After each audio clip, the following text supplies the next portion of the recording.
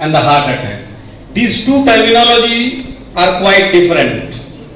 As sir was saying above, that heart is pumping. So there is something in our heart which actually stimulates your heart to be pumped.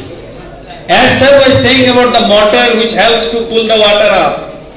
Similarly, there is something in our heart which is responsible to create electrical impulses. That means we have a generator in our heart. Classes section A, section B, 6A and 6B can move to their respective class. A generator in our heart, isn't it? So in biological terminology, we can say that generator named as sino-auricular node, which has an ability to generate electrical impulse. Do you know the name of the chambers of the heart? What are those? Auricles and ventricles. So first of all, that electrical impulse which is generated from the SA and that generator, that artificial generator is known as pacemaker, you can heard about it. So that pacemaker, that generator stimulates electricity responsible to contract your atrium. Then there is another generator at the atrium right side that is known as AVN, which again generate electricity and that travel down near the ventricles.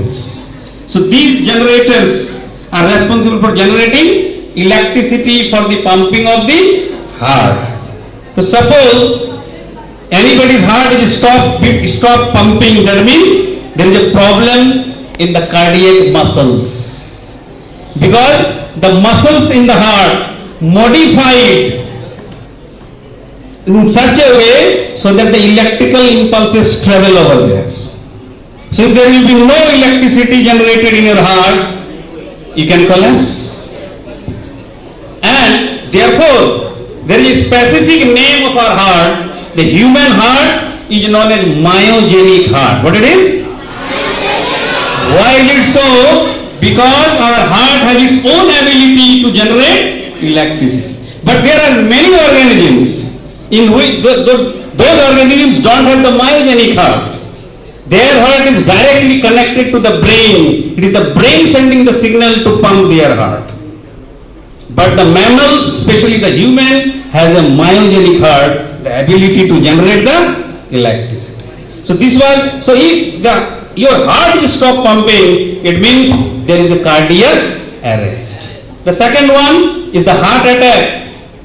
You know, our heart itself is made up of cells, isn't it? And as sir said, as we all know the respiration, the heart cells also require the proper supply of oxygen, the proper supply of food, so that it can undergo the process of respiration. So suppose there are many vessels in the heart itself which supply the blood to the heart cells.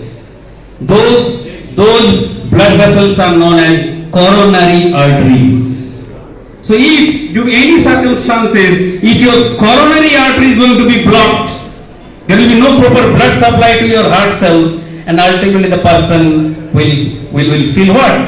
Heart attack. So there is a difference between the heart attack and cardiac arrest. In both the cases, the people can collapse down. So now, it is the CPR through which you can revive your heart, you can revive your lungs for the proper circulation of the blood, so that the proper supply of oxygen reach out to each and every cell of the body. So this is a very skilled technique. You can save the people if you learn the technique at home, at your societies and other places. Isn't it or not? So it is a very emergency survival technique.